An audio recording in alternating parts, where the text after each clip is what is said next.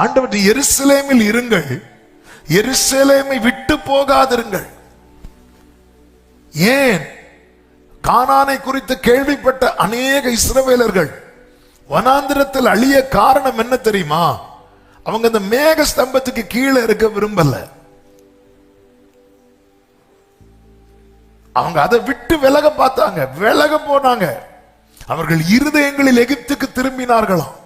ஞாயிற்றுக்கிழமை மட்டும் ஆலயத்துக்கு வந்து ஆராதிச்சுட்டு மற்ற நாட்களில் ஆண்டவர் பிரசன்னத்தை விட்டு விலகி, பிரசன்னத்தை விட்டு விலகின வாழ்க்கை.